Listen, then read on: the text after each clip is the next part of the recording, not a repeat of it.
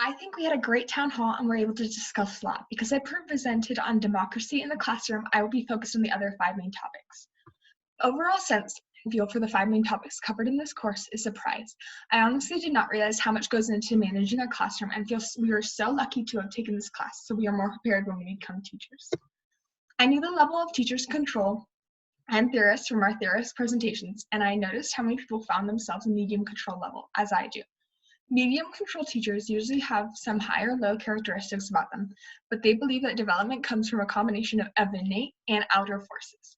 They believe that the classroom management is a joint responsibility of the student and teacher, and that learning takes place in a group context. Medium control teachers take into account a lot of thoughts, feelings, ideas, and preferences, along with providing students opportunity. I was very excited to learn about motivation in the classroom, as I had learned a little bit about this from our CPSC 300 class, where we learned about motivation techniques with students who have disabilities. I learned about the four types of motivation: intrinsic, identified, introjected, and external, and the four motivation dimensions that help students rise, which are relevance, interest, satisfaction, and expectancy. I had heard about intrinsic and extrinsic motivation prior to this class, and although I do want my students to be mainly intrinsically motivated, I understand that extrinsic motivation can help from time to time. Rise in the different forms of motivation are all important, as they not only help our students accomplish their schoolwork, but it prepares them to be proactive citizens. I have learned prevention measures from watching and volunteering in elementary classrooms. There are many guidelines for establishing and enforcing rules, procedures, and rapport. One thing that I have noticed is very important is trust. If students do not trust you or feel loved and cared for, why would they follow your preventative measures? I remember the story of either putting an ambulance down below or a fence up above on a cliffside.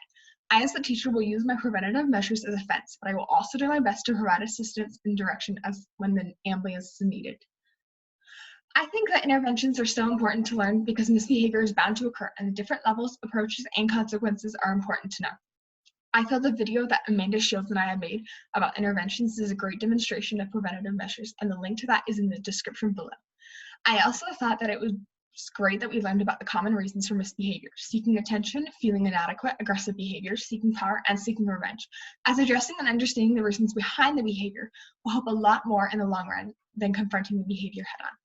These reasons can help us appropriately intervene in a way that will stop the behavior. Finally, the learning environment is crucial for helping our students feel safe and secure in our classroom. There are three factors that play into the learning environment: the physical, emotional, psychological, and the instructional. While creating my classroom map, I realized how much our personal beliefs as teachers play into the setup of our classroom. I included a lot of technology in my dream classroom, and I help my students by having them sit in tables so they can collaborate and help them develop important life skills. I also saw how important it is that we keep our classrooms orderly and organized. I do not see one of the six main topics we covered in the course to be more important than another, as I feel that they all contribute to making our classroom the best it can be. One thing that I have found to be at the forefront of each of these topics, in my perspective, is how our classroom management needs to be student-centered. My view of medium teacher control involves my students in creating a classroom. Democracy in the classroom, to me, is crucial for involving students in their learning. Motivation is to encourage our students to learn. The preventative measures we have put in place are to protect our students and to help provide them with the best education they can receive. Intervention is to help our students where they are to get where they need to be in a school environment. The physical learning environment of my future classroom is set up with my students at the center and will be rearranged based on my students' need. Overall, our classroom management is for our students, which is why it needs to be so student-centered. My current plan for effectively managing my classroom were discussed throughout this response. One is to set up my classroom in table groups to encourage collaboration. I also will try and learn the reasons behind the misbehavior in my classroom and do what I can to address the root cause of the problem.